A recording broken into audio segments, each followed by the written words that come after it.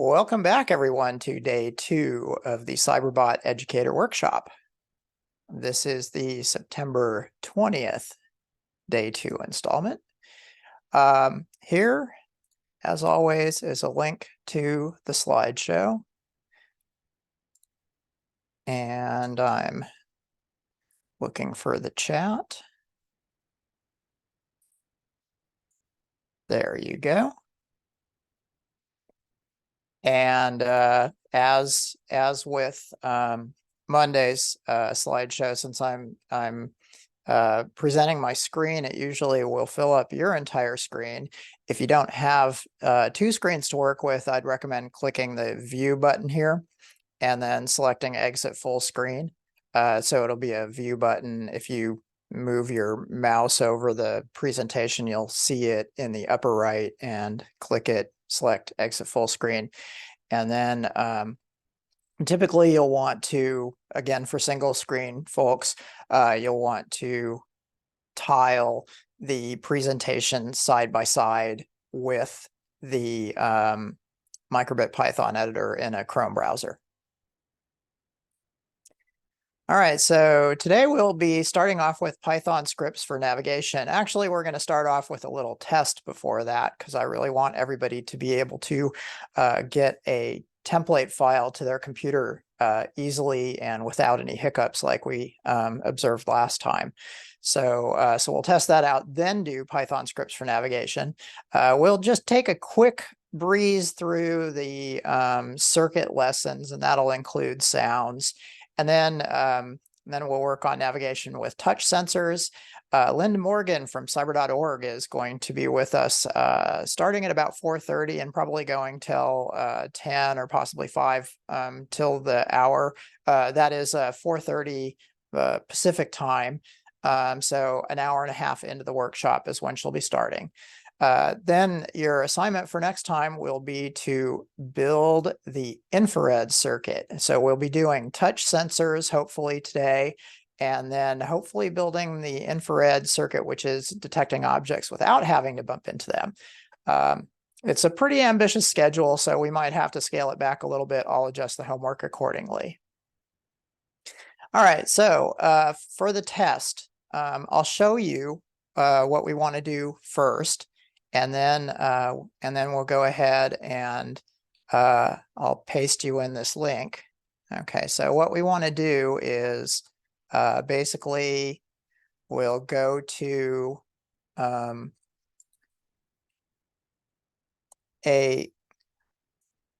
that didn't work out. I'm just going to navigate to the page. Okay, it's on learn.parallax.com. And then within learn.parallax.com, it's in the Cyberbot, and we want to go to Cyberbot as opposed to cybersecurity. Cybersecurity is mostly scrubbed of Cyberbot material. There are several Cyberbot lessons, but it's mostly Microbit only stuff. And then here is the Cyberbot version, which has all the cybersecurity stuff in it, plus a little bit more. And again, these are the chapters, and we've been going through the prerequisites, like writing Microbit programs ought to look familiar, and then add modules to your Microbit is where what I did yesterday was, instead of previously I shared on a Google Drive a cyberbot.hex template. So watch very carefully what I'm going to do, and I'm going to have you guys try to repeat this. Okay, so basically point at the Cyberbot template on the page. You won't have the page yet, but make a note and follow along next time through. So point at this download and right click it. Now, when you right click it, you should get some options, and one of them should be Save Link As.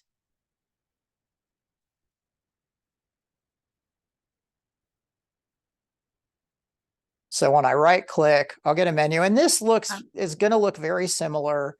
You'll be in Chrome, so it should look just about the same in Mac and in Chromebook as well. So you'll want to right click and see the Save Link As.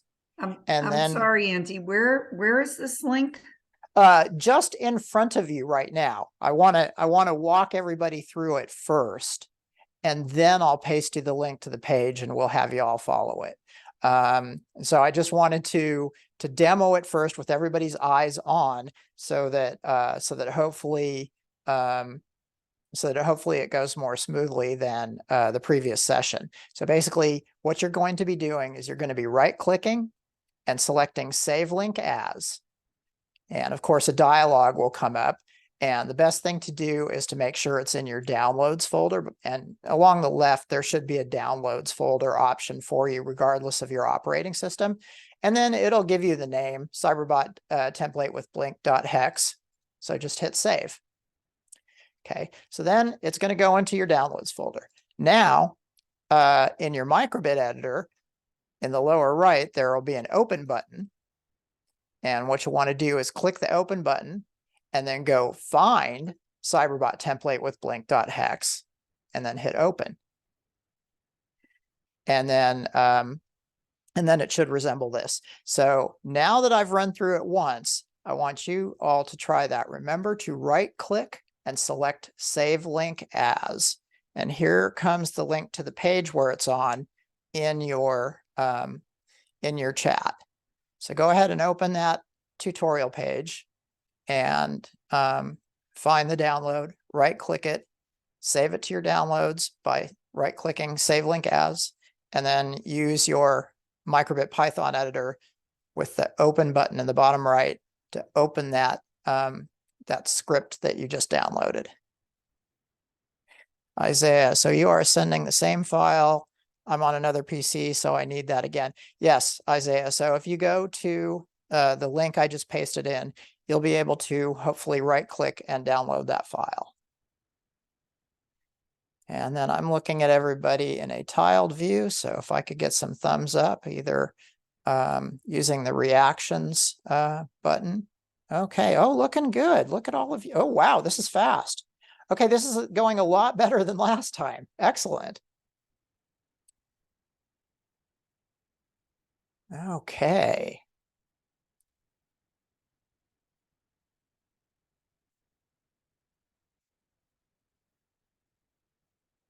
Now, when you run this one, it's going to be a little bit different.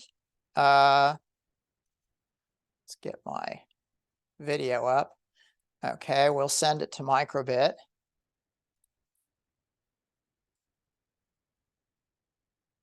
Okay, when I send it to Microbit, this one's a little bit simpler. It's only going to have one amber light flashing, the amber light next to, I believe it's P21. Okay, so let's hold this a little closer to the screen Andy, here. I got a question. Yeah, go ahead. So when I save it or do right click and save it, it is asking me to open through some program. It's not letting me open directly. Am I doing something wrong? Well, it shouldn't ask you. I was hoping it wouldn't be asking you to open it. We just want to save it.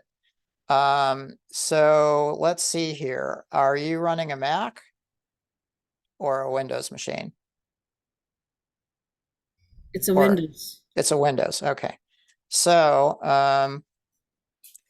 yeah, so basically right clicking and selecting Save Link As should just bring up a dialog box where you say save. It shouldn't say open here. It should just say save. Yeah, it does say save, and I did save it. But when I click on that link, it's asking me to open it through one of the apps.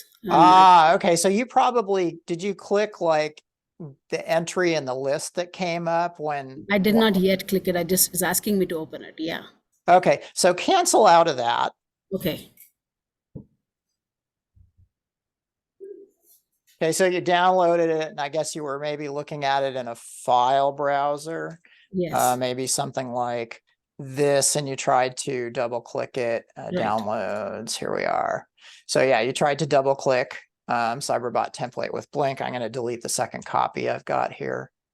Okay, so yeah, leave that alone. Or in most cases, if you're in your file browser looking at downloads, to open the file, you can drag it and drop it onto your Microbit Python editor. Now that doesn't work for everyone. So the safest approach is to instead click open in the lower right and then find it in your downloads. Whoops, downloads. and then Cyberbot template and open. Okay. Yeah. All right. Thank you. Hey, looking good. Thank you, Alex. I love that. That's a good view. Question, do I need to put the batteries in before I do this? Yes, that's a really good question. And while we're here, I'd like to mention that. All right. So when you open that template, I'm going to click project in the lower left of the Microbit Python editor, and it's going to show me that I have my main script. That's this, and then I have this cyberbot.py module, which it doesn't let us see because we don't want to edit it and change the way it behaves. However, you can go to settings and have your students look inside. But again, that's at everybody's peril. All right, so this template has both those files. And the thing about the Cyberbot file is when you say from Cyberbot import star, there are a few requirements. Number one is that you have the board connected to the 5 AA batteries. Another one is you have to have the board turned on with the power switch set to either 1 or 2. Yeah, that's the issue I just ran into. I'm like, why isn't my light turning on? But then I saw it was still will on 0. accept the program on 0, but it will not run it until you, so basically you turn it off and it stops blinking, and then turning it back on, and then it starts blinking again. And so, yeah, 5-cell, the Microbit has to be connected to the Cyberbot board. The Cyberbot board needs a 5-cell supply and its power switch to 1 or 2 being on. And let's see, with all that, then it will run. Now, if you have a Microbit only program and you're not connected to the Cyberbot, like if I unplug this from the Cyberbot board and just have it here, and let's say what I'm going to do is I'm going to paste in part of the default script. Okay, so here's the normal default script, and this one, since this is a separate window here, this only has main.py, doesn't need the Python or the pardon me, the Cyberbot module, and so this should run. So basically, if I hit send to Microbit, actually, okay, basically I'm connected over here, so I can't download it from a second one. So I'm just going to take the code and paste it in here. So this is just the default code that prints a heart and a hello message. And it will work if we say from Microbit import star. So if I send this to Microbit, I'm going to hit don't show this again so we don't have to worry about that part. Okay. I think I might have done something bad to my Microbit. I'm going to try unplugging it from the USB and then plugging it back in. And then let's see what happens now if I hit send to Microbit. There we go. That's what we need. Okay, so everything's fine with this Microbit only program. It's displaying the heart and it's showing me hello. If I change it to Cyberbot instead,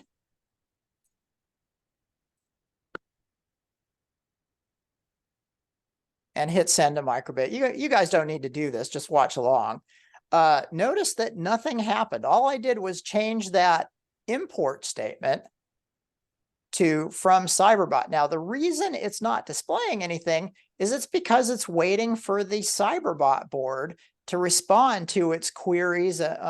Basically, when we plug it in, it communicates with another microcontroller. And since it knows it's not plugged in, it just waits at square one. And so that's why if your students try to basically unplug the microbit and then run a microbit only script with the Cyberbot imported, it won't work. But if they go back to microbit, well, I'm actually going to skip that. First of all, I'll show you that when I plug it back into the board, it'll start running the program again because it's no longer waiting for the Cyberbot boards. You see, there it goes like magic. I didn't have to do anything. However, if you want to do a microbit only script, it's fine to just import from microbit. And then we have our microbit only script and it runs fine. It doesn't matter that it's connected to the Cyberbot. So keep in mind that the Cyberbot, when you say Cyberbot, you have to be connected to the Cyberbot board. Cyberbot board needs power from the batteries and it needs its on-off switch on.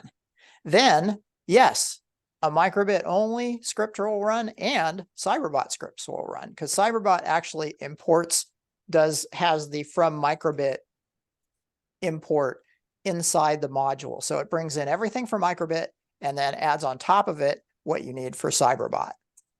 We have one observation from Alex. So you guys have the microbit library inside the Cyberbot library. Yes. So I'll go to settings and allow, let's see here.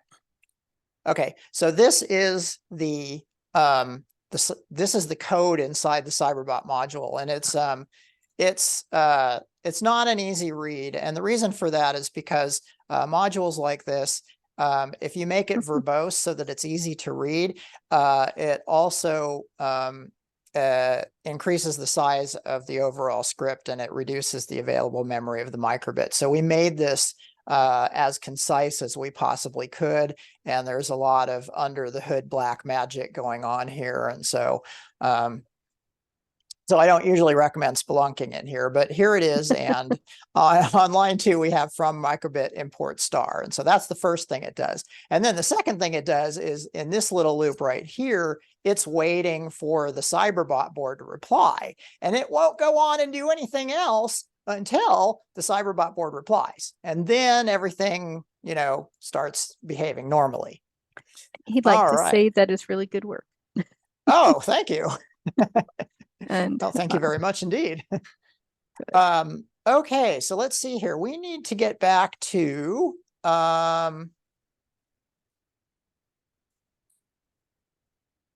I just need to bring the script that everybody else has back into the editor. All right, so here we are back where we want to be. So it's great that everybody was able to get that with ease. I love it. And of course, next thing you know, somebody's going to jump in and say, wait a minute, I still can't get the Cyberbot template. well, we did have one person who was having difficulties. It was just offering to save link as and not save the file. And that's what you need is save link as, and then it will save the file. Yeah, right click and select save link as, and that's what we have hopefully. Oh my. Yeah, we have a typo. Oh, I'm sorry. That's okay. It might be my fault. I don't know whether it's in the draft or in the revision. Just but save as. You want me to have that say save link as? Save link as ... looking like this. I will fix it this moment. Okay. Because I Let me can. know when it's ready and I'll refresh it. Okay. All right. With that, so the important thing right now is that this saves us a lot of steps. So instead of going in and finding the cyberbot.py module every time and adding it to the project as like a whole set of steps, we can just open any previous Cyberbot hex file or open the Cyberbot template and we're just ready to go. And so the important thing about downloading it is it has this cyberbot.py already added to it. And I hope that saves everybody a certain amount of effort and confusion. All right. So, and then when we run it, the little light will, the one amber light will flash in the bottom. Okay, so now next thing I'd like to do is dive into navigation, where we are going to replace this light blinky stuff with something that makes the robot move. So we have a chapter, a small, concise chapter on navigation. And so these are all links. So like, I'll just copy this link right here, or just open it. Let's see. Not sure where I want to open it. I think I'll try opening it here next to the slideshow, and we'll see how that goes. All right, so first thing we learn is that the Cyberbot's forward is maybe not the way some of you expected it to be. A lot of people think that this little small ball-shaped wheel is the front, kind of like a drag racer, but it's not. It's a tail wheel. This is a tail dragging robot. It's also called differential drive because it has two different wheels that are controlled independently. And so forward, hopefully you have your wheels. They're going to be kind of at the same end of the robot as the white breadboard, hopefully. If that's not the case, it's easy enough to pop 4 screws and you know, take the board off, give it a half turn, and then reattach it. But for most of you, hopefully the breadboard is closer to the wheels as opposed to being closer to the tail ball. Moving on through the chapter, what we're doing here is just making sure that the servo stays still when you need it to stay still. And this is going to be mainly for those of you who end up with servos that need to be centered with a screwdriver. I talked about that earlier, that the ones we all have are currently factory centered, but it's possible to get a kit that has a little hole in it where you essentially run this program right here to tell the servos to stay still, and then use a screwdriver to adjust each servo so that it stays still. And that's earlier in one of the chapters, right before building the Cyberbot, where you'll check your servo, figure out which one you've got, and then decide whether or not to manually make it stay still in response to those scripts. Next up, we learn about servo direction. And this is where we test to make sure that we don't potentially have our cables swapped. Going back one page, it's important to have the left servo connected to the P18 port and the right servo connected to the P19 port. Well, it's kind of easy to get confused about that. So there's a quick, easy test you can do. And that's what we're going to do now. What we're going to do first is make the left servo connected to P18 turn, and I'm going to slow it down a little bit so that we so that do it doesn't. Have a question from Linda. Go ahead. What is the short story on how the new servos stay centered? A short story on how the new servos stay centered.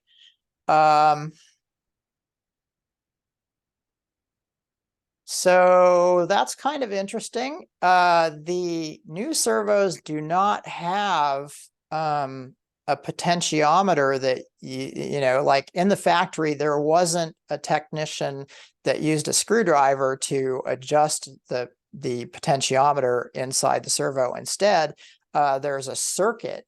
It's a hardwired, you know, this is the centered pair. It's a couple of resistors that are just inside the device. And then a technician has to actually trim that in order to get it closer to, let me back up here.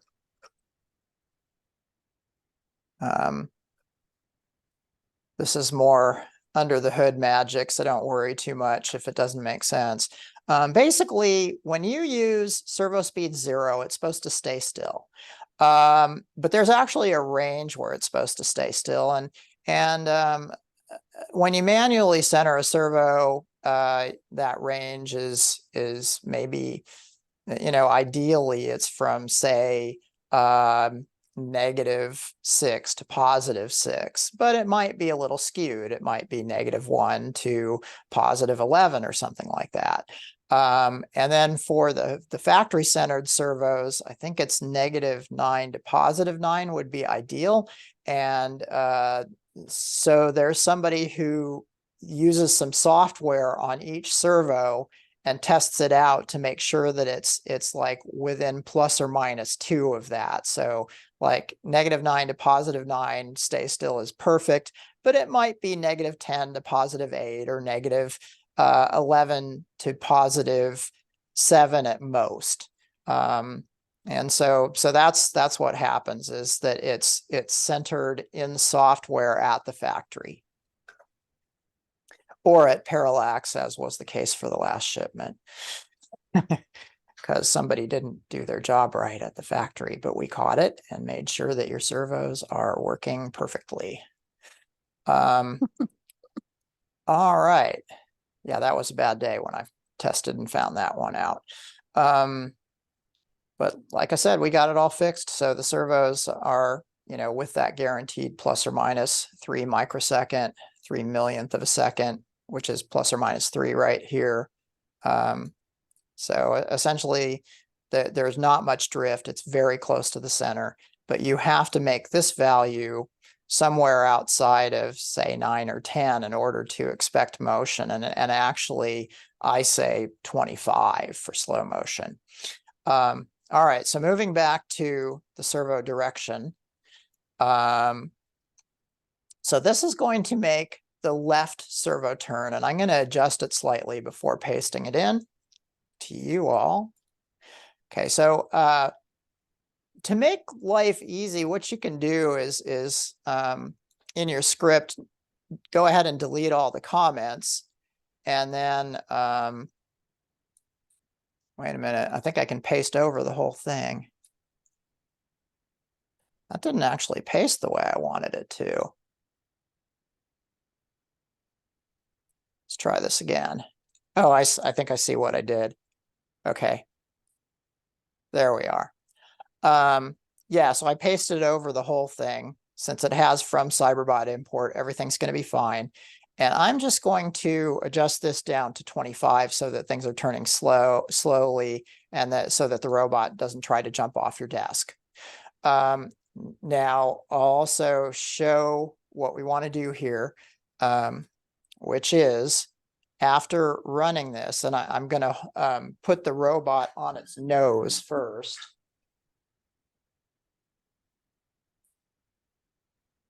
Okay, so here the robot is, and I'm going to put it on its nose so that the wheels are not touching.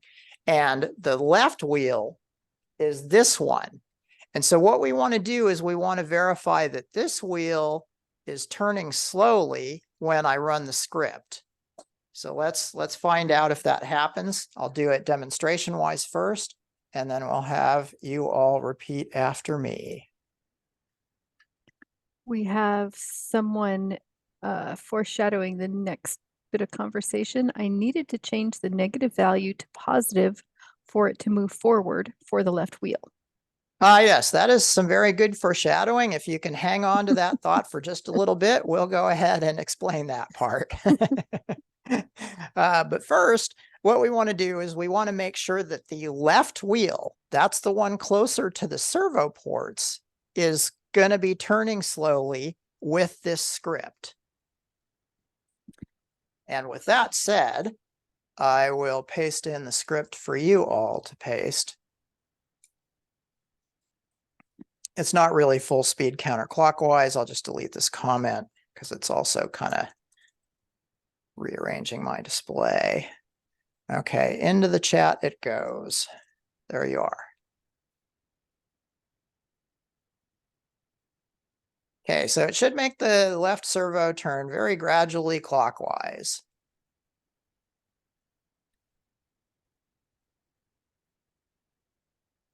And you can feel free to paste it over the entire script that was there. Let's see, question is, how critical is it that the left wheel that it's the left wheel and not the right?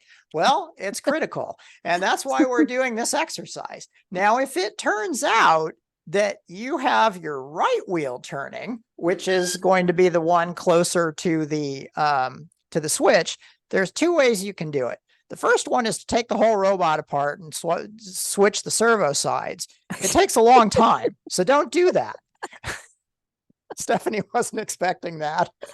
The recommended way to do that is to turn the power off with that little switch right there. So if your right wheel is turning, it's the one closer to the power switch, turn the power switch off, and then just unplug these two cables, swap their positions, and then plug them back in so that the one that was plugged into P19 gets plugged into P18 and vice versa. So if you swap these two cables, make sure to keep the white wires closer to the edge of the board and get all three sockets over all three pins, then you'll be in good shape.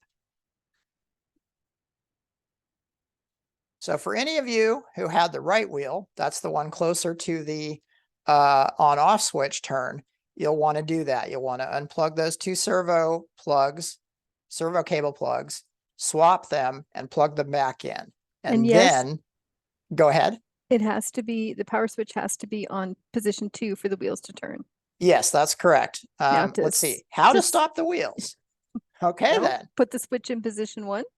Well, you can put the switch on position 1 if you want to stop the wheels and it's annoying. In a hurry. Yeah, you can also, like, let's say you only want to do this for 5 seconds. Then you can, after 5 seconds, add a statement with a capital none in it, and that will make it stop. Let's see if that works for me.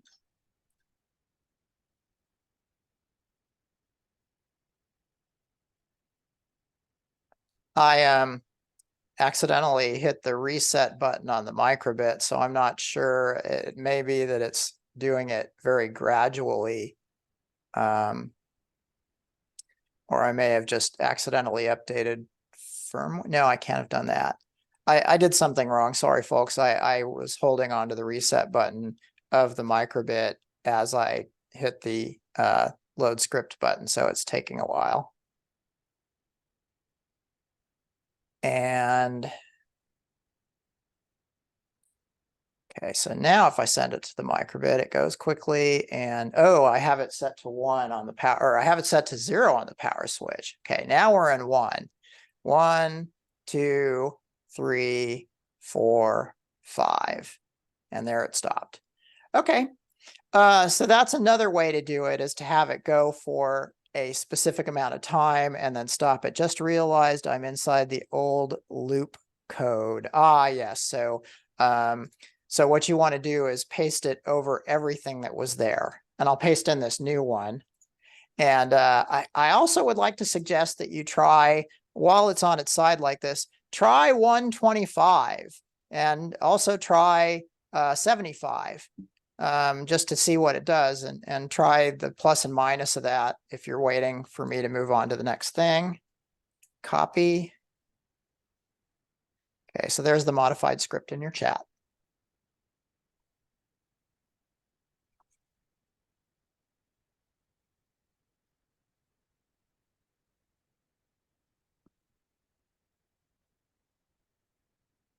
If you want to verify that your right wheel turns, which I recommend, change those two 18s to 19s. And remember that your right wheel is going to be the one that's closer to the on-off switch here. This is the right wheel. What if your console says Cyberbot not found? If your console says okay, so basically you, pardon me, you hit show serial. And what it's going to look like is this. So I'm going to take the, so I'll delete the cyberbot.py file. And then you might also see some red dots telling you that it no longer understands what your script is telling it to do. And when I hit send to microbit now, module named Cyberbot, no module named Cyberbot. And so that's a case where you'd want to reopen your template file. Cyberbot template with Blink. Replace whatever was there. And then what's going to happen is if you go back and look in the project settings in the lower left, you'll see Cyberbot again. And then when you send the script to the microbit, it will, in this case, I forgot to paste the script over it. What's the difference between speed none and speed 0? Okay, and what does sleep mean? These are really good questions. Okay, so let's see. I need to get back in the chat and paste my script in there. And what's the name of that template file again? One moment. Cyberbot It's template. Cyberbot template with Blink. Yes. Should be in your downloads. And if it's not, it is on this page again. If you Oh, missed that Stephanie's step, pasting if you're it in. catching up, that's the page. And S- Hyper Stephanie, I on don't see link. It's because I'm direct messaging someone. Sorry. okay. Yeah, it's all good. So it's coming up, and I see for a Java user new to Python, what does sleep mean?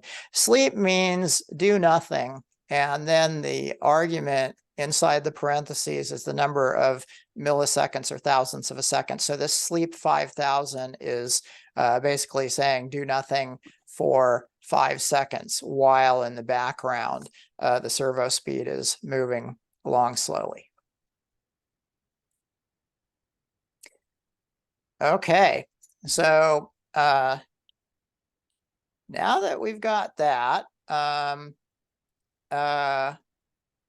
think that we can experiment with the speed and direction a little bit, but I think we're probably ready to move on to making it go forward and backward. Now, to make it go forward, if you look at its right side, its right wheel has to be turning clockwise. So that's going to make it go that way toward the right side of the screen. Now, if we look at its left side, forward for this side is towards the left side of the screen. Notice that the wheel has to be turning counterclockwise. And so that harkens back to the question about why did my wheel speeds have to be the reverse of each other for it to go. In case you're interested in looking at the page I'm on, I'm going to paste a link to the page in there. You can jump over to that page and grab this script and paste it over what you've got, or I'll paste it into the chat here.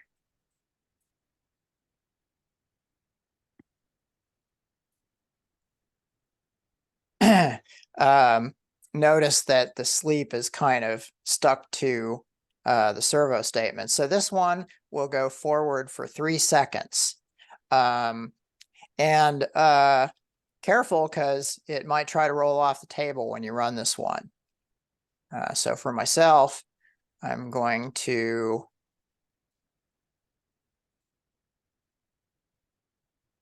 set the robot back a ways here. And make sure it's in position 2, the power switch here. And send to microbit should cause it to move forward at 3/5 of full speed for 3 seconds. Somebody asked about the difference between none and stop. Yes. Or is it none and 0? Pardon me, none and 0. Thank you. Yes. It's funny, when I'm coding in my head, I say, and stop, and I hit the 0 key. Okay, yeah, none and 0. So none completely stops sending the signal to the servo. The servo needs to receive these on-off signals 50 times a second in order to keep doing whatever they're doing. And so what 0 does is it sets up the signal so that it tells the servo to stay still. None completely stops sending the signals altogether. The advantage of none is if you have servos that you adjust with a screwdriver and they move a little bit out of adjustment, none keeps them stopped. Whereas they might kind of move gradually if you use 0 and they're slightly out of adjustment. So that's why we ended up switching over to none to make the servo stop. If one servo is rotating but not the other, would the suggestions be to make sure that it's in the correct port? And then to make sure it's sitting correctly over all 3 pins in its port? That's exactly right, Stephanie. Okay, Those are the things we need to do. If you have one servo that's moving, but not the other, and if you're running this forward 3 seconds program, so make sure first of all that you're running that you have this pasted in the forward 3 seconds script, and then hit send to microbit, and then make sure it's set to 2, and double check and make sure that this script, if it turns in place, like if I have one of the servos incorrectly plugged in, then it'll turn in place instead of going forward. And so then correctly plugging in the servo port with all 3 pins, going into all 3 sockets, and pushing the wire the cable all the way down, and then making sure that the white wire is closest to the edge of the board. Then if I press and release the reset button underneath the microbit or reload the script, it should go forward because both wheels are turning.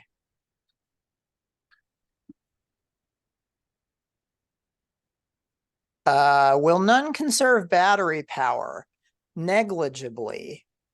It will conserve just a bit, but it's a very, very small amount.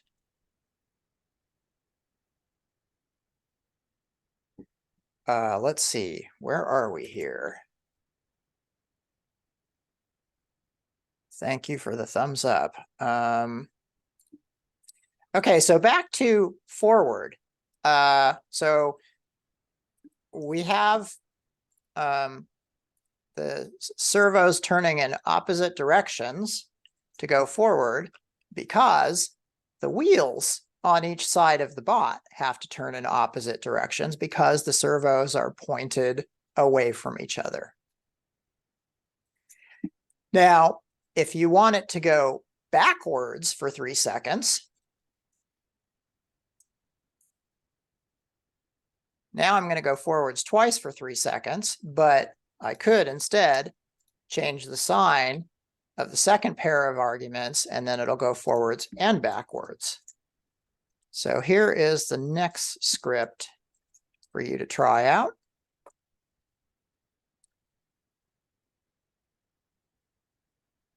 And when you run it, your robot will go forward for 3 seconds and then backward for 3 seconds.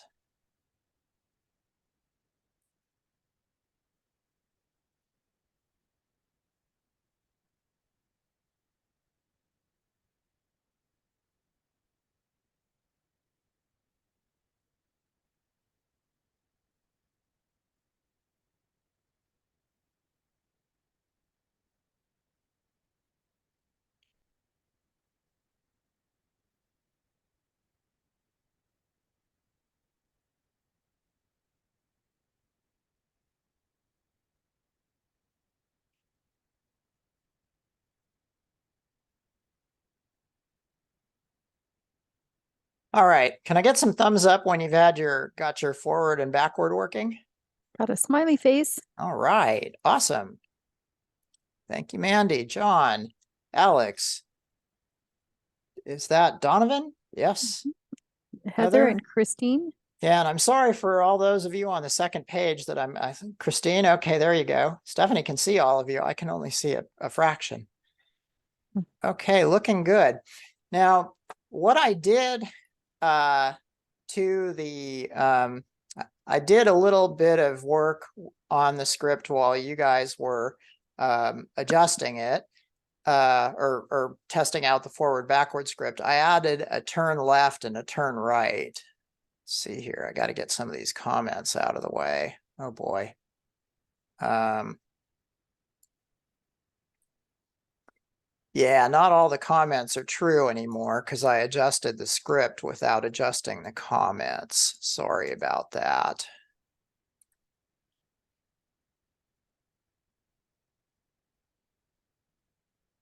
Okay, so right now we have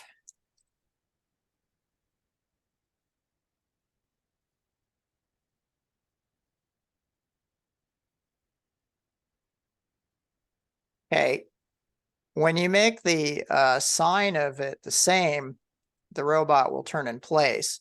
You could also make one of them 0 and then it'll pivot on one wheel. But we'll do the turn in place. Let's see here. This one is going to be left 0.85 seconds. I'm commenting this one because I think it would be a good one to save. No, the robot. Well, question, does the robot need to be tethered after you download the code? The answer is no. What you can do is you can unplug the USB cable. The microbit still has to be in the socket. And so I usually, when I'm unplugging it, I hold on to the microbit with my thumb to pull out the USB port. And then when you don't have it connected to USB, you can turn it off and back on, and it'll do its maneuver, whatever the last script you loaded in was. And you can also use the reset button that is underneath the microbit right next to the USB socket. So right there, if I press and release that reset button, that's another way to make it start its script over again. There's an observation, slight drift, not entirely straight. Is that normal? Yes, a slight drift and being not entirely straight is normal. We can even see that in my robot. Let me,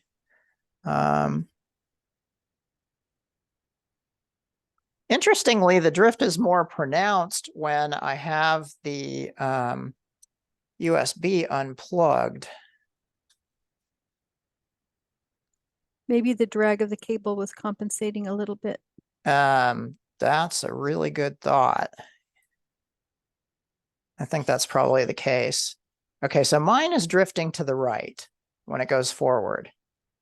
Okay, so I'm gonna worry about just the forward part, just to give you an example of how to fix that. Okay, if it's drifting to the right, it means that this left wheel is going faster. This wheel is turning faster than this wheel. And so what we can do is we can slow down that left wheel. Left wheel is the one connected to P18. And so I'm going to slow it down to 65. See here.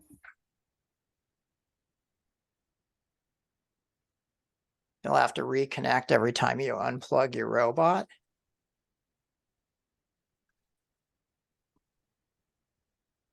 Okay, now bear in mind, I had the USB cable connected. So let's see what it does without the USB cable.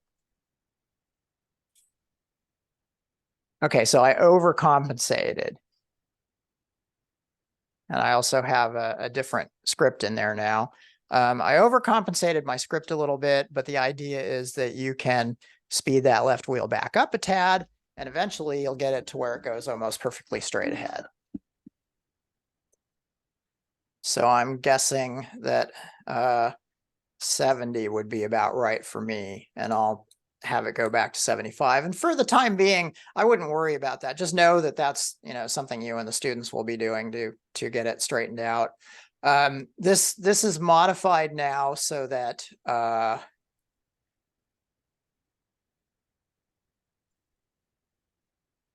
reverse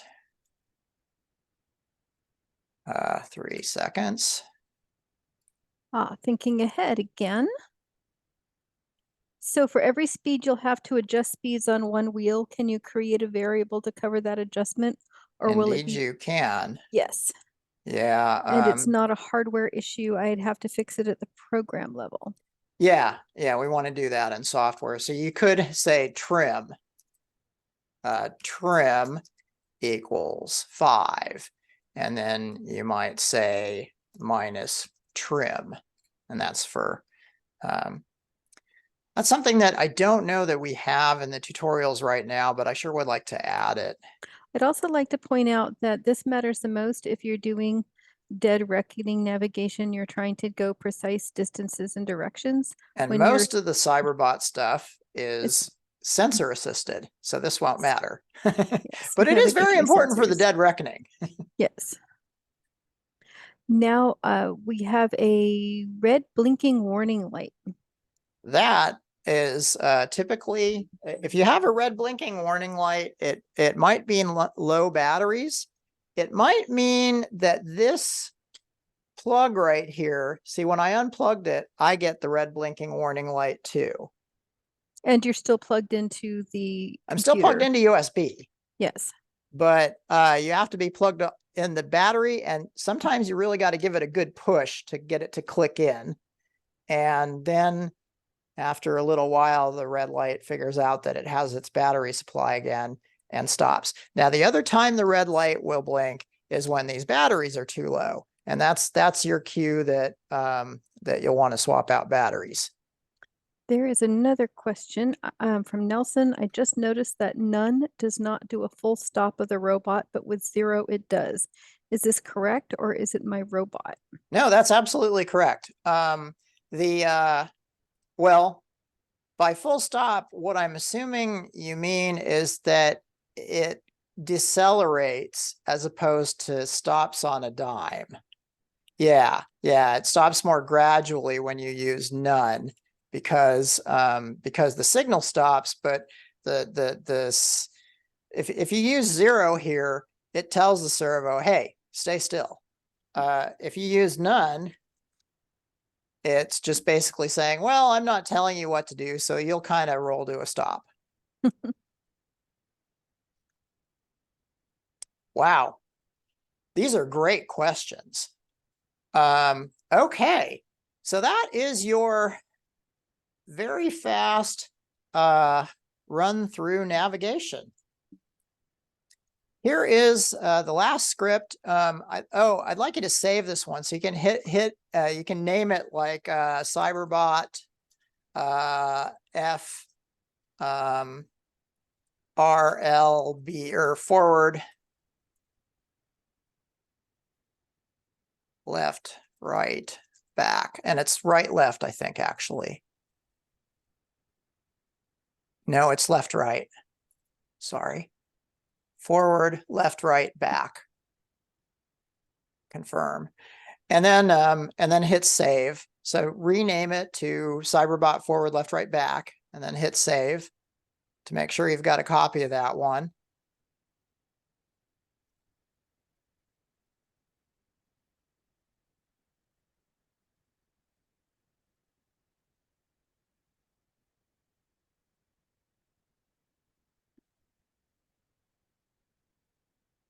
And that concludes our quick introduction to navigation. We're putting 3 class period activities into one session here. So just know that in the textbook we talk about the distinction between turning in place and pivoting. And students will get to experiment with even making curves by having one wheel turn intentionally more slowly than the other. All right, before we take a break, I'm going to go over a few things. We covered a lot of slides here. We have some additional slides that are not included in the online textbook. So these can be used to amend what the students are doing in the online textbook.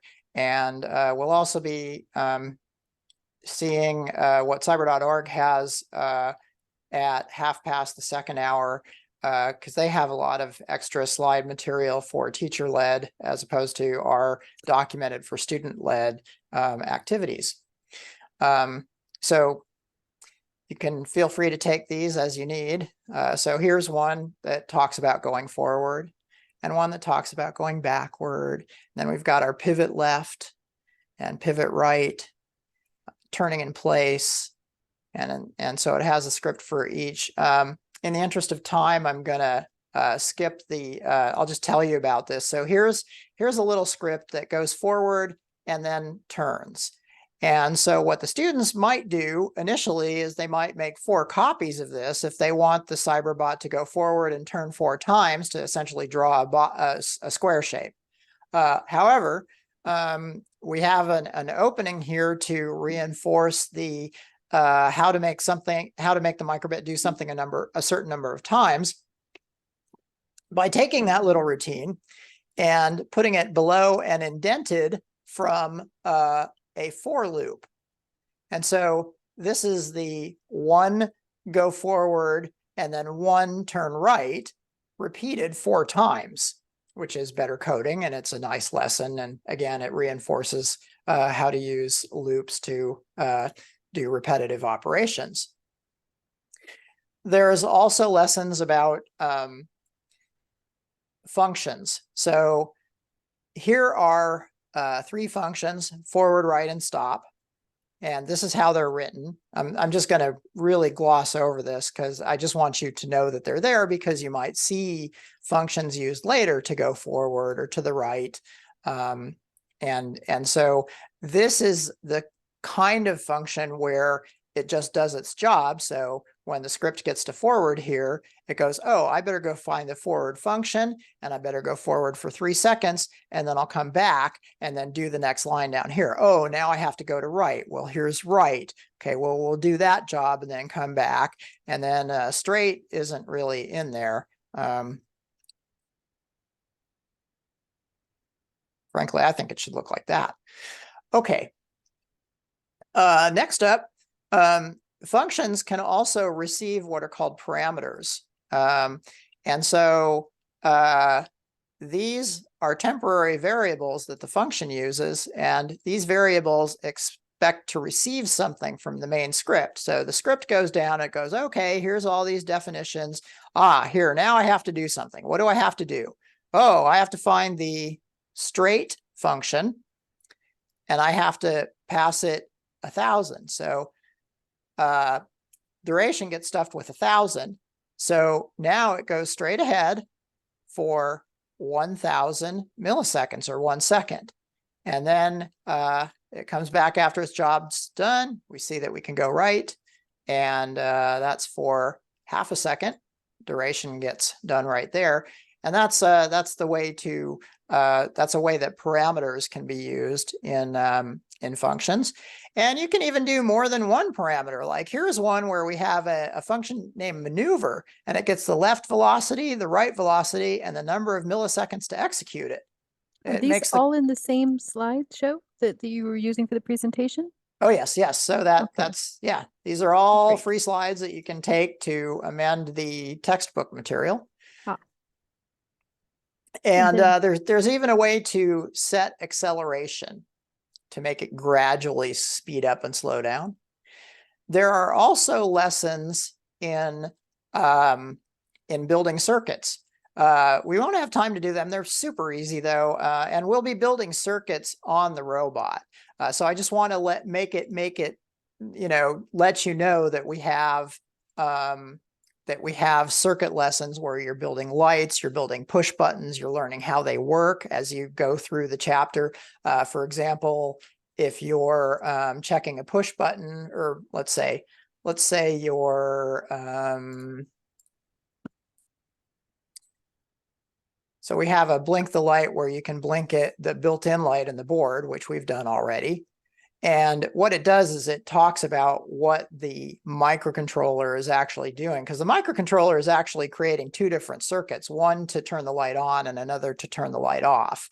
Along the way, you'll learn other things, like you will learn about a light emitting diode and its terminals and its its schematic symbol, and you will learn about how to build stuff on a breadboard and then how to write a script to make it work. So there's lots of good stuff in the circuit building thing. And I'm, again, in the interest of time, we have to gloss over that. And I just want to let you know it's there and that you and your students will have a solid foundation in building circuits before we build sensor circuits for the robot, but maybe not so much during the 6-hour workshop. We also have, but I do want to make it really clear that if you're connecting 2 wires together, they need to be in the same row of 5 on the breadboard. That's going to be an important distinction. If you're down by a row, those wires are now no longer connected together. And then I/O pins are over here. These are what you can programmatically monitor or give 3 volts or 0 volts to.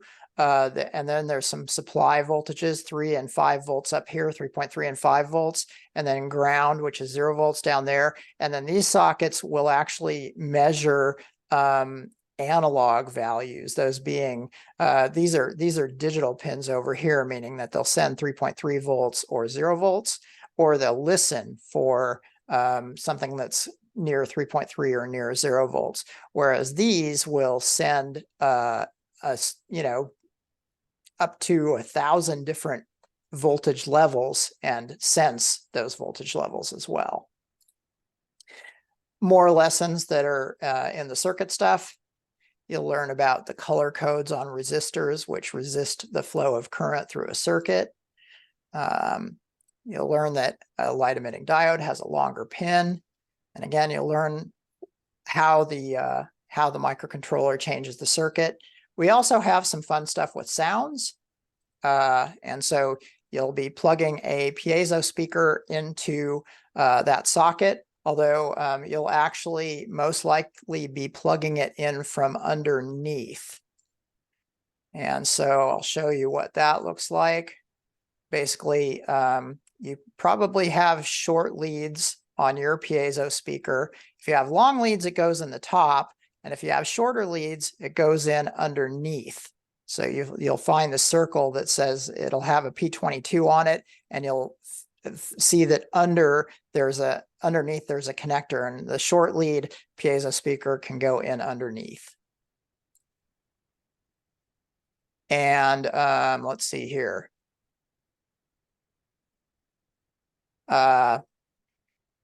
Then after you've placed the piezo speaker, you can have some fun with making some music using frequencies that correspond to certain piano keys. Here's learning about push buttons. And eventually what we get to is navigation with sensors. And there's a whole bunch of different sensor setups that you can build with this robot. And then you can write scripts that interact with those sensors and then guide the robot accordingly. And the first one we're going to do after the break, and we're not going to finish it, I don't think. We'll have to have you test it at home. We'll try to build and test it as much as we can, but we'll need to take a 5-minute break here. These are the whisker circuits. So this is navigating by touch. And what it's going to look like is this, where essentially the robot's moving along here, and it's got these little whiskers sticking out in front of it. When it bumps into the box, the whiskers will change electrical connections that you've built on the breadboard. The script that the microcontroller is running will detect that and know to back up, turn, and go a new direction. So here it is, bump into the box, back up, turn, go a new direction. Bump into the wall, back up, turn, go yet another direction. We are 7 after the hour. Would you like to take the break? I would like to take that break right now, yes. Okay, so I'm going to pause the recording, and I know some of you had to join us after other commitments, so I'll be turning off the recording in case you want to ask questions about how to get caught up with where we are right now. Yes, and so we'll see you all back at 13 past the hour. Okay, we are back from the break. What we're going to do next is touch navigation with whiskers. I think that we'll be working on building the circuit for about 10 minutes. Then we'll hear from cyber.org and see some of the free curricula they have available for you. And then I'll talk about the homework after that. So I'll probably what I think I'll do is I'll give you a little rundown on how to test and troubleshoot your circuit. So basically, your circuit's going to look like this when it's done. Can everybody see that okay? All right. So step one is going to be to gather these items from your small parts. Just real quick, I'll come back to that. It's probably a good idea to empty the gray bag that has the electrical and electronic parts onto a paper bowl or paper plate. And then you'll be grabbing those parts. And so we'll have you pull the resistors out of the bag. And this is going to be the part where you'll be making use of your magnifier.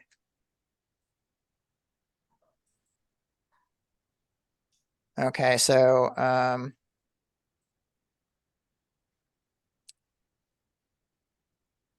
actually, I'm in camera. Whoops, magnifier. Okay, so with your magnifier, you can take a real close look. Like there is a resistor with the color codes red, red, brown. It's in reverse. I'm going to turn it around. So right here is a resistor that has the color code red, red, brown, gold. And you'll be looking for 2 of those. And you'll also be looking for brown, black, orange, gold. And then there'll be some other parts. So get your magnifier ready so you can take a very close look at these circuit parts as you're looking for the items. And then back to what you're looking for. 10K is the value of resistance, and it's going to be brown, black, orange, gold. And then the gold is to tell how accurate the resistor is. Whereas these other values refer to numbers, and in 6 hours, I don't think I'm going to be able to fit that lesson in, but that is in the circuit lessons I breezed past. Okay, so you're looking for 2 little peanut-shaped things with wires coming out of both ends that are called resistors, and they're going to have the color code red, red, brown, gold, and then you'll need 2 with brown, black, orange, gold. You'll need 2 of these 3-pin headers, and then these 2 whisker wires. So gather all those items. And then give me a thumbs up when you've found them all so that we can move on to the next step.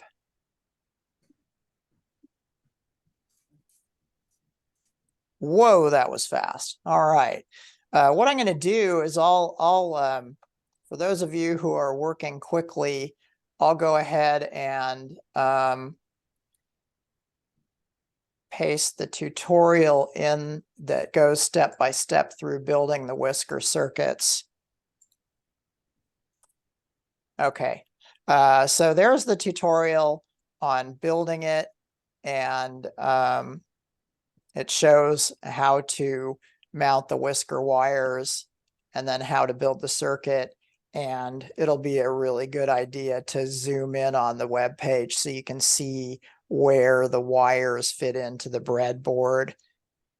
So I'm at 500% on my screen right now.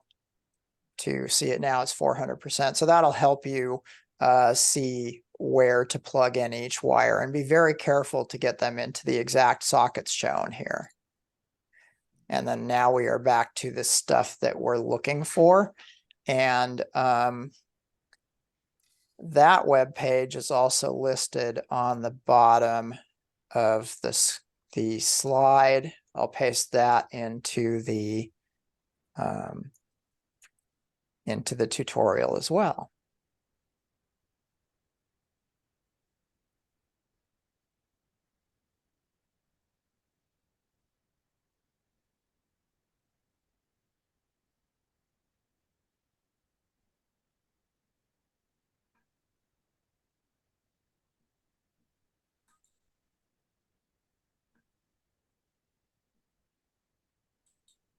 Sorry, Carolee, your picture's back.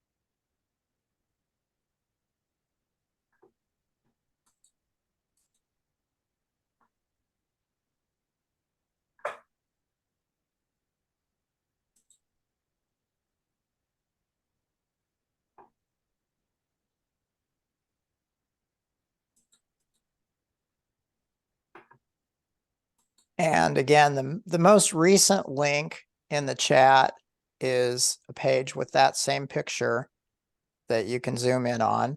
And then right before that, at 23 past the hour, there is a link to the next part so that you're not waiting for me to move to the next slide.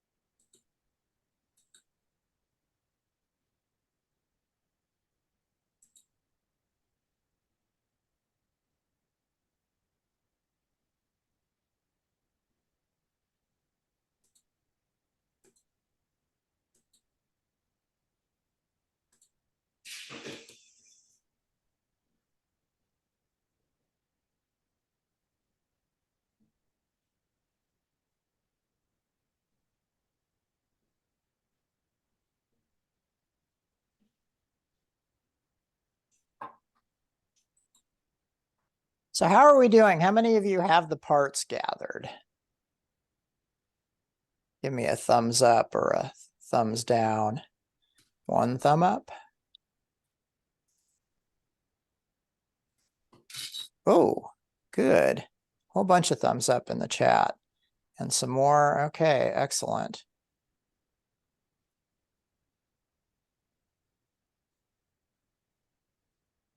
So what I'm going to do is paste in the web page that this picture is on. So if you're still gathering, I just pasted the picture of the parts, a link to that. And then there are 2 pages of circuit building, or I'm sorry, there are 2 slides of circuit building. The pictures are from the same page, and you'll want to use the zoom in feature of your browser to expand the circuit so that it looks like this. I'm going to go ahead and build the circuit real quick in front of you.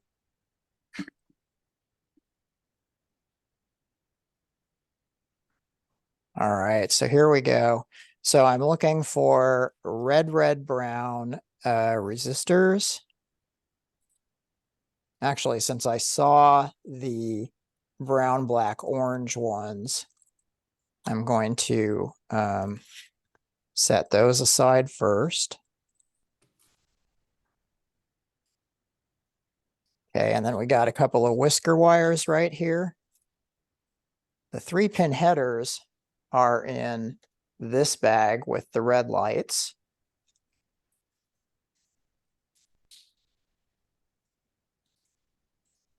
Ah, That sounded like that was a good thing, right? yeah. I was Good. looking for those 3-pin headers. Okay, and then I see a couple of red, red, brown resistors.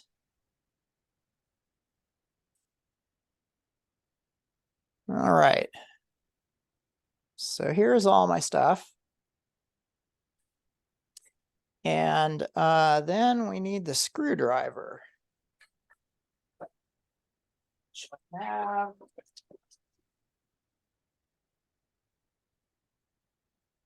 Back in the robot box.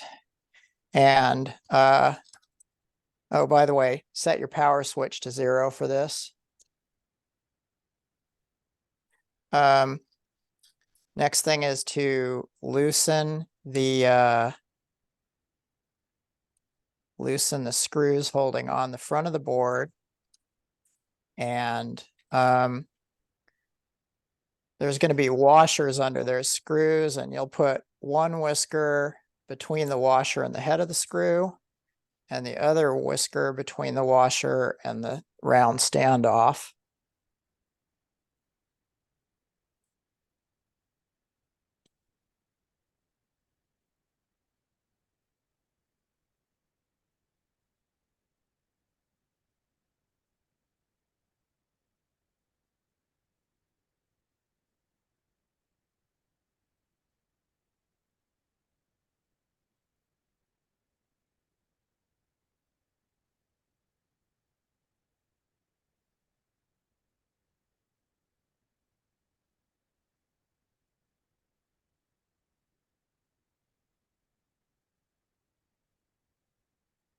Mm.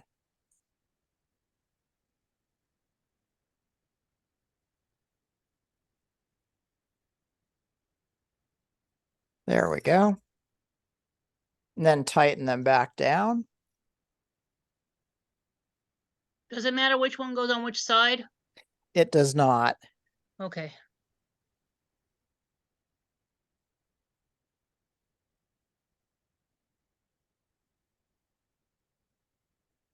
So what I do is I set the whiskers up so that the wire is parallel with the edge of the breadboard, and then tighten them into place while Just to holding the. repeat, of the 2 whiskers, when you're putting them on the posts, one goes above the nylon washer and one goes below the nylon washer. That way Thank you, they're Stephanie. offset from each other. It doesn't matter which one is above and On which one is opposite below. sides? Yes. Okay.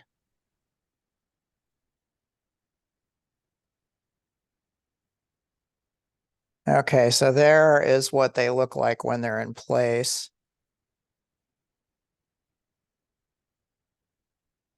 And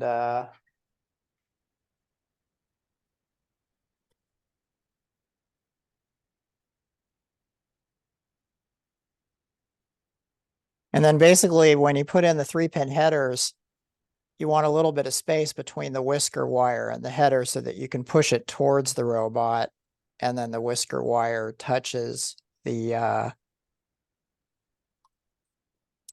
3-pin header. And then the brown, black, orange resistors go from the same row as the 3-pin header up to the 3.3 volt. It doesn't actually matter whether you connect it to the 3.3 or 5 volt.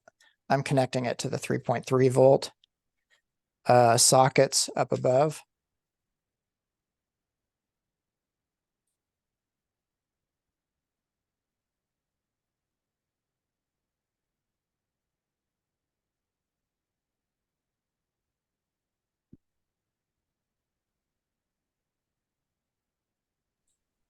I'm sorry, is there a specific line that you're on? I'm on, like, I'm trying to see where I put the 3-point pins. I see that you are 1, 2, 3, 4, 5. 5 down from the 5? Yeah. 5 and 7, I guess. I may, I'm going from memory because I didn't want to jump over to the, see here. I'd better though, hold on.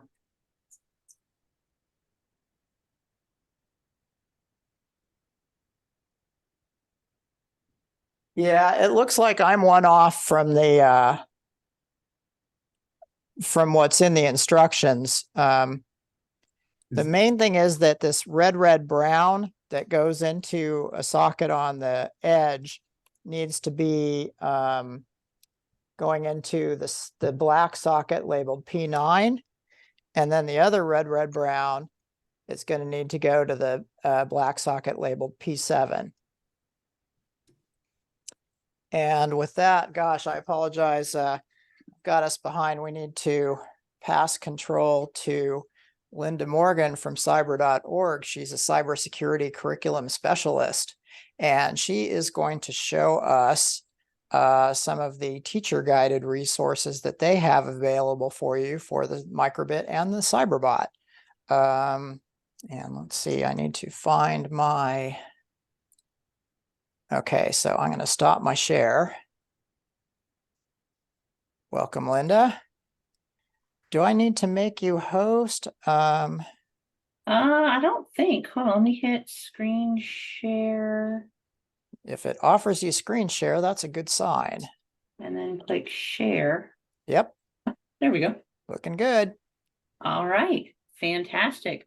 So thanks everybody. I am joining y'all from Bossier City, Louisiana this evening. So it's 6:30 my time. So I'm almost ready for bed, I think. It's been a long day. Sounds like. But I wanted to go ahead and show you guys a little bit about our website and what we do here at cyber.org. So if you click on the About Us of our page, the name is the website, cyber.org. Our vision is to build a future where the nation's cybersecurity needs are met by a knowledgeable, skilled, and a passionate workforce. And so with that comes our mission to ensure that every K-12 student gains foundational and technical cybersecurity knowledge and skills. And so our approach is to empower educators and caregivers with resources and training needed to deliver cyber content to students. And the way that we are approaching that in the classroom is with our Canvas courses. Canvas is really the home for them, but they are different learning modules that you can access as a classroom teacher anywhere in the US for free by going to cyber.org and then clicking on the sign up link. And so I am going to drop that in the It's chat. already there. I'm pasting them in for you.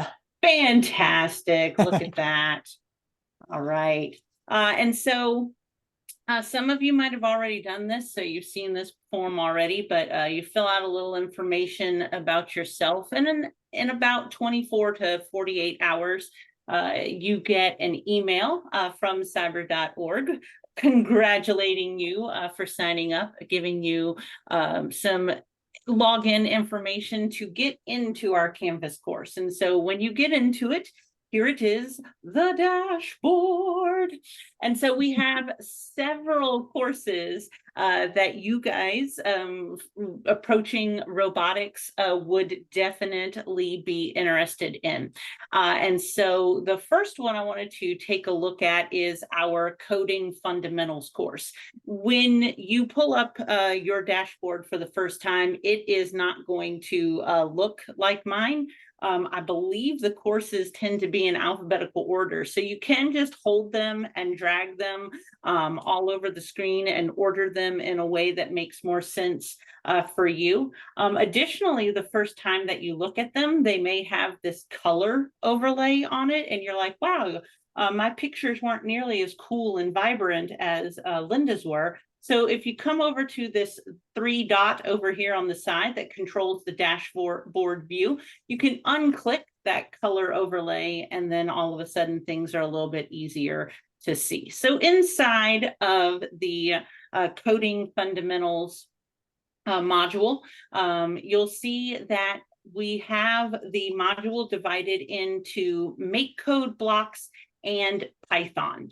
So inside of the MakeCode blocks are some microbit lessons that just work with the microbits themselves. So if you are brand new to the Cyberbot and want to get your kids familiar with the concept of using the microbit first, this could be a cool place to start. As you scroll through the lessons, you'll see that they're separated into introduction lessons, which get you going, some projects with the microbit that really turn up the learning. And then we actually down at the bottom have some cybersecurity content that involves bringing in our very own hex library so that you can do different things with encryption. We've got blocks for Pigpen cipher, Shift cipher, Vigenère cipher, Morse code, and even our Enigma machine. If you have been to a conference or you've perused our site before, you've probably seen that Pringles can Enigma machine, but you can actually accomplish the same thing with the microbit. So that part is pretty cool. Once you are sort of ready to take things up a notch and ready to switch over to Python, which is what you'll need anyway when you are working with the Cyberbot, we also have some beginning lessons that just get the students used to Python. So you'll see our lessons aren't too far off from some of the things that Andy was covering: hello world, scrolling text, animation, buttons and conditionals, and the different kinds of things that you can work with. One on passwords and security. So sort of going back to that cyber security. And then more specifically in our cybersecurity content, we've got some different things down here. Once again, encryption, we've got radio basics, that one's fun, denial of service attack. And so that can get you started with the microbit and the interesting things that you can do with that. So that leads very well into our cyber literacy courses, which are actually undergoing an overhaul right now with Andy and the team over at Parallax. So we are super excited about that. Right now, you can see that we support cyber literacy across 3 robotics platforms. I like to focus on the Cyberbot just because I think that is one cool bot and was made for us. So It is super way fun. cool. It is awesome. The kids in my classroom really loved it. They loved working with Python. They really felt like they were doing a thing. So I taught 8th graders with the Cyberbot for several years in my classroom, and they completely loved it. And so a lot of the same programs that you'll see on the Parallax site, we have those there. The interesting thing is that in these current notes for cyber literacy, a lot of it points back to the Parallax website. And so already they are really working really well together. But as Andy was saying before, the nice thing about cyber.org is that we do have some things that you can put whole class in front of your students. So for example, this servo commands, we treat Canvas a lot like a repository of things. And so I can— And it's a teacher only repository. Exactly. Even though some of your teacher-only students might be in repository. Canvas, you're the student, but you're the teacher taking the information. Exactly. Yeah. And it's, it's just for teachers, not for students.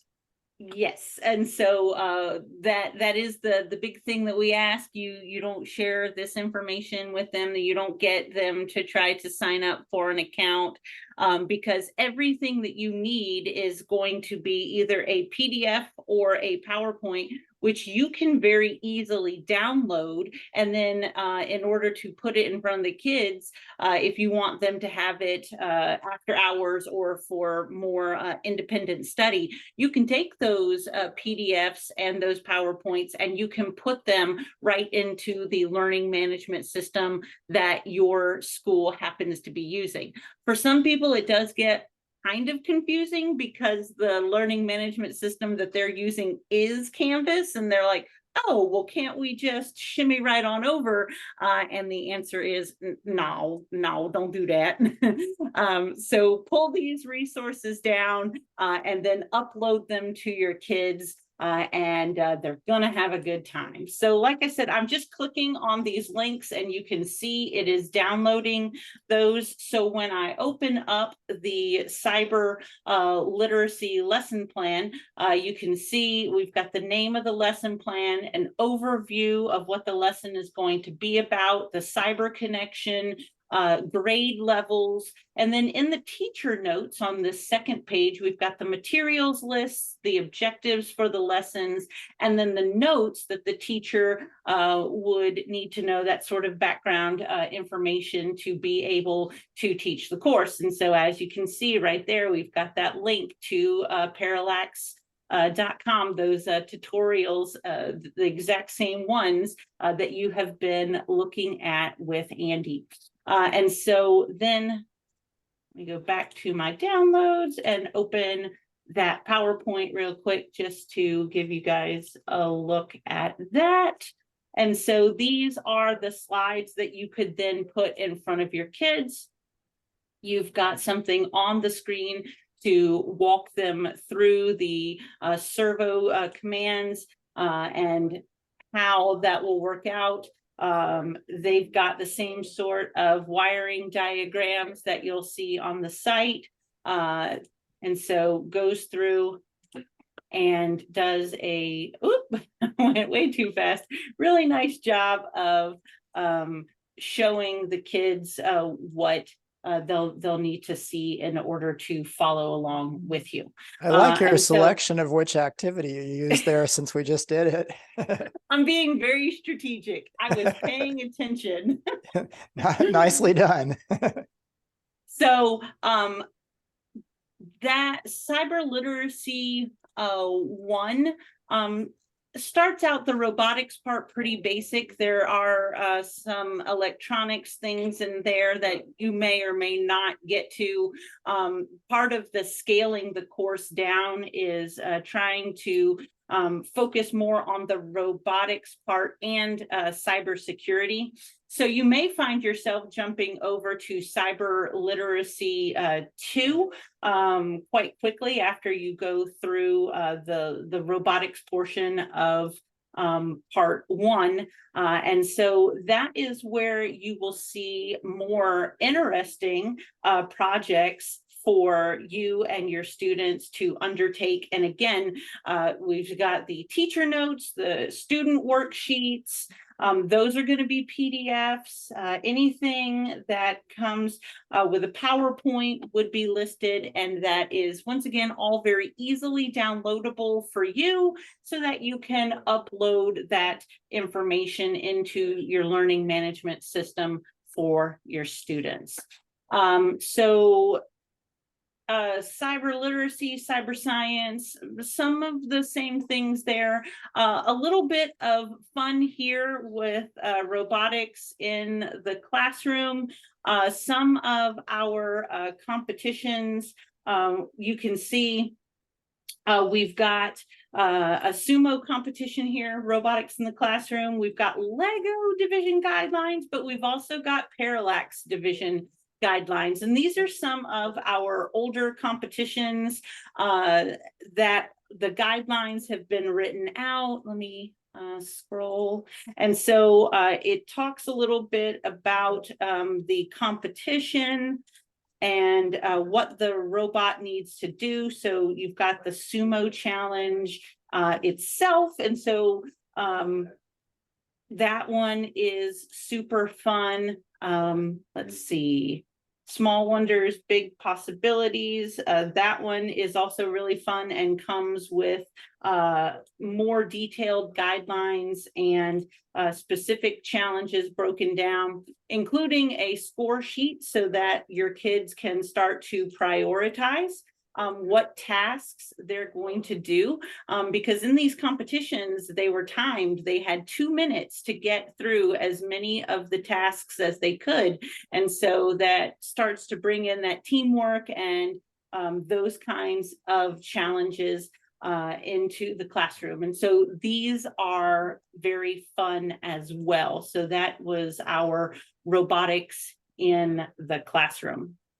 Real quick, other courses that you may find interesting. One is our cybersecurity basics. Cybersecurity basics, the audience, the intended audience here is kindergarten through 8th grade. And these are offline cybersecurity lessons written to approach digital citizenship and security. So within here, we've got lessons that cover motivations of people online, cyberbullying, personally identifiable information. And so they are sorted. You'll see once you click into that. So the lesson on cyberbullying, for example, broken down K2, 3, 5, 6, 8. And just like in cyber literacy, you've got your teacher notes, your handouts, and your slides that when you click on them, they download automatically. The slides are pretty much the same, except they are a different color. So cyber security basics is more purple. And so again, it's got those slides that you can put in front of the students to guide instruction as you are going along. Handouts in PDF format. And instructions on how to use those. And then the teacher notes for this particular course are very scripted. Because some of these topics teachers are not super comfortable covering in class. Teachers may themselves not know a whole lot about some of the more difficult topics. And so these lessons are very scripted, but again, they're for kindergarten through 8th grade. And so they are broken down into what you ask, what the students may come back and say, all to drive that instruction and sort of put those answers in front of you so that you can guide those students to those answers if they genuinely do not know. Each lesson is linked to one of our cyber careers. You can find all of our cyber careers at our website. Under career exploration, we've got our cyber career profiles. And so right now we've got 24 cyber careers. And so when you click on them, it tells you a little bit about degrees required, job growth potential, salary, and then some of the common job duties. You can download these as a poster, which is very cool. But I like to download the card. Before I started with cyber.org, cyber.org did all of my classroom decorating because all of these can be printed in full color and they're just so colorful and fun and pretty. And I put them at my computers, and every time my kids sat down at the computer, they learned about a different cyber career that was out there for them. As we get into the heftier topics, we have Intro to Cybersecurity, our cybersecurity course, networking, IT fundamentals, all of which work with our cyber range. And so On our website, we talk a little bit about what a cyber range is. And this is a cloud-based virtual machine, basically, where gone are the days of having to install software on your computer and install those images for your kids to fun around with, because they are all web-based and right at your fingertips. So up at the top, you can apply for range access. That's going to be different than signing up for Canvas, but this one is really cool. Even if you don't teach a cybersecurity course, it's still really fun to play with the range. Right now, we have 4 different machines going. We have a version of Kali Linux that we use a lot with our intro course. And actually, all of them, we've got a Windows 7 machine for when you need to play the victim. So Windows 7 will get that done for you. There's a reason the nation rejected it. We've also got a Windows Server virtual machine going to experiment with those. Our newest image is our Ubuntu image through a partnership with CyberStart America. So they've got their capture the flag challenges. And so we have an image to work with those guys to do some really cool things to provide students with a safe space to play around, break things, and do it with learning in mind. Now, are these networked together in so we got to see 4 computers right now, and are they networked so that students can try attacks and defenses?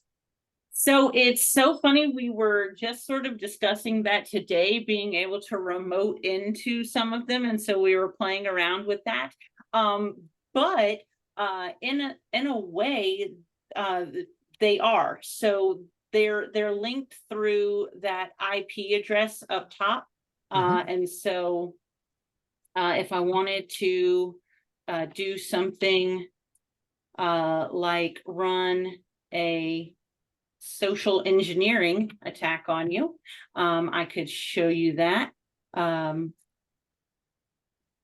So right now, what I am doing is launching a credential harvester attack, and I am going to basically create a fakey fake Google website that I could then send in a socially engineered email, like click now, log in, something's happening, I've sent you something free.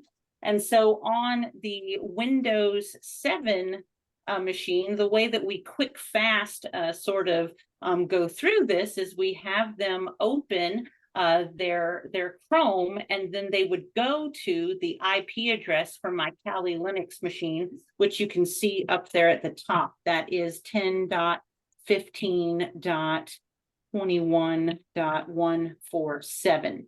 Now, the cool thing is that if on your computer you tried to type that in right now, you wouldn't get anything. It would time out and it would be like, nah, I didn't really like that, because all of this is sandboxed in.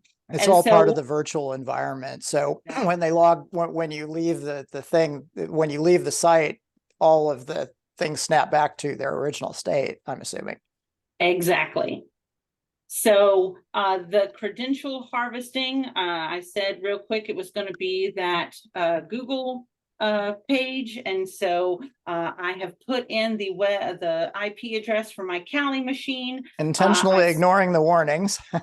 Intentionally ignoring the warnings. And so, well, you'll notice that on the Windows 7 machine, oh, that didn't do anything. That blue sign-in button is still there. But if I go back to my Kali Linux machine and I expand this a little bit, you'll see in red here, possible username, linda.morgan@cyber.org, possible password is password. obviously, most secure password ever. Ever. And so it shows students on the screen exactly what happens in those phishing emails, how your username and password could possibly be delivered to a malicious actor as plain text. This isn't hashed. This isn't hidden in any way. And so I could then take that email address, username, and password, and I could go to different sites. Hey, maybe Linda.Morgan@cyber.org's got a Facebook account and she uses the exact same password. We've made it very easy for a malicious actor to go in and start using my credentials in other places. And so I love this demonstration. It really does show the power of this range and what it can do for helping to teach cybersecurity. So if this is not exactly real estate that you're living in, but you know someone in your school who could benefit from it, you should definitely drop them a line and tell them that they need to go ahead and apply for range access. So if we go back to cyber.org, the sign up that is on the main screen, that's going to get you our curriculum. That's going to get you that Canvas account. When you go to cyber.org range, that big white button right there on the front is the one that teachers can sign up for to get access to the range and these 4 virtual machines. So I know I went over, Andy, I'm so sorry. Not to worry, I had gone over too, so. I have So 1 minute I'll have to past, pass. and I know you still have to give homework, so. Yes, I do. I'm gonna I'll be have to quiet. pass. Oh, well, thanks so much. I just want to, I guess, mention that I've heard from several sources that students, when they see that actual harvesting of credentials, have a strong impetus to make sure that their own behavior is much more careful and that they become more cyber aware through those kind of lessons.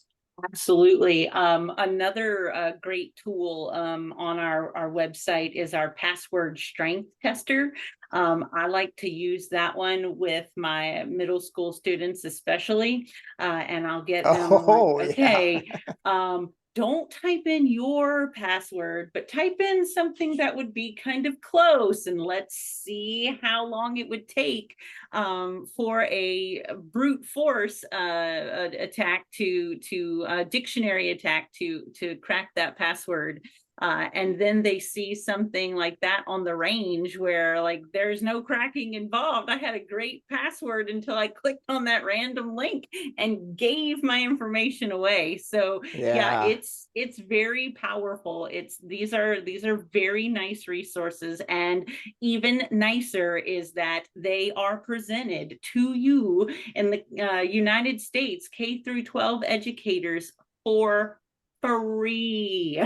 They are free. So we want you to use them. We'd love for you to use them. Please make a note of my email address if I can answer any questions for you guys. Luckily, we are still a small enough company that when you email, you will get a personal response. I don't get a whole lot of email because I am relatively new at cyber.org. This is month 9. I started in January. So send me some email. Oh yes, are there grants? I see a question about grants, and I guess you'll be putting your email address into the chat, or should I do it? Oh yeah, absolutely. So we just completed a back to school grant. And so we are in the process of finalizing and announcing to those winners. But the nice thing is that when you register for that Canvas account, you will wind up receiving a monthly email from us that will keep you in the know about the latest curriculum, the latest new hotness to hit the website, and those grant opportunities.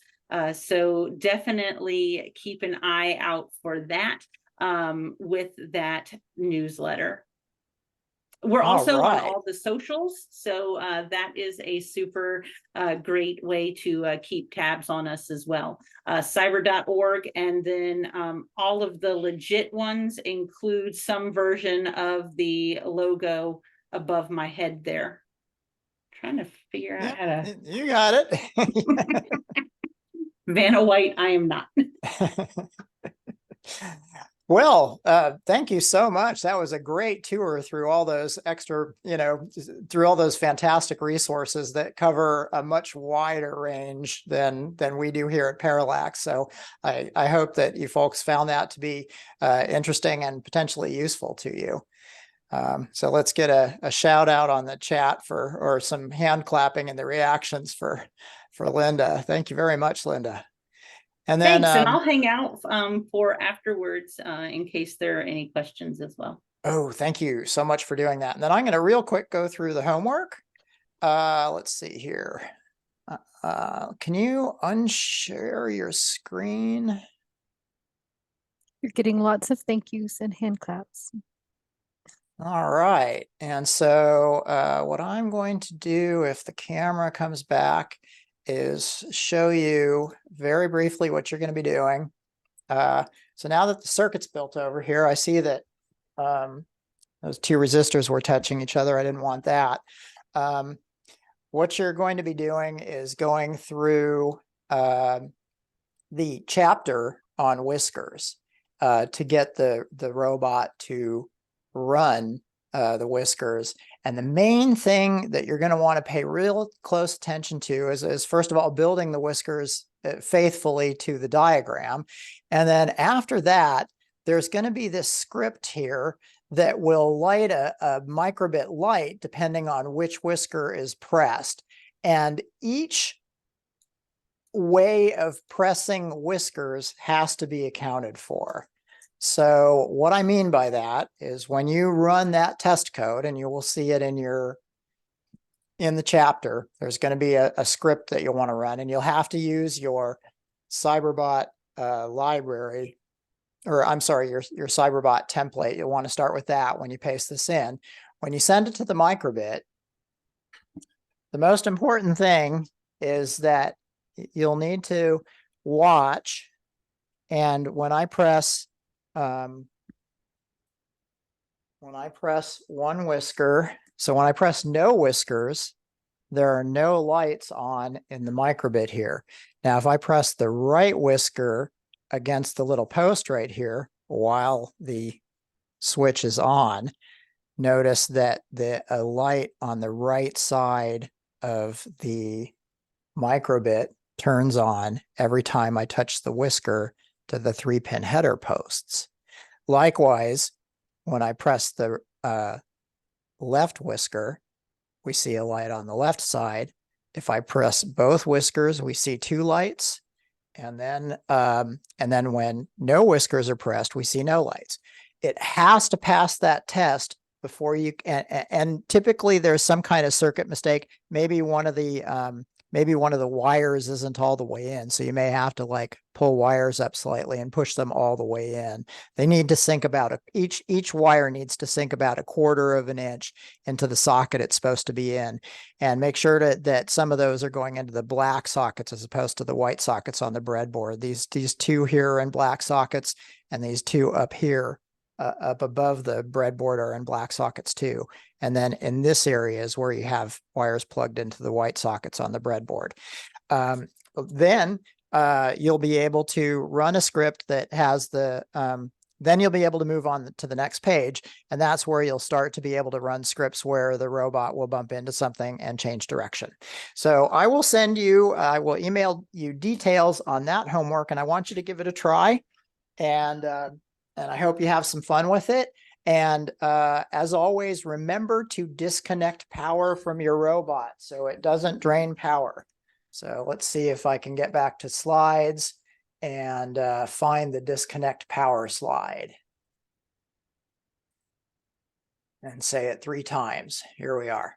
Okay, so when not in use, make sure to unplug power. And when I say, and what I mean by that is that you're going to take the this plug right here and pull it out of the barrel jack. So the barrel plug comes out of the barrel jack, and then of course turn the power off here and take the USB cable out of the microbit. So now your robot is basically powered down. We have our jack power off here, no USB in, and then and so I'm noticing here that when I bumped it, now this whisker is pressing against the 3-pin header, and so your whiskers need to rest so that they're not touching the pins coming up on these 3-pin headers right here. So there needs to be a little bit of space between the whisker and the 3-pin header so that when it's pressed, it touches the 3-pin header and changes the circuit. So those are all tips for your homework. And again, I'll send you the pages in the chapter that you'll be going through to get your whiskers robot running. And with that, I'd like to thank you all for having come. Sorry we ran you a little bit late. We're 10 minutes after the hour now. We'll go ahead and stop recording at this point, but we'll hang out for any questions and also for tech support for anybody who's stuck on partway through the workshop. Thanks for coming, and we'll see you all on Friday.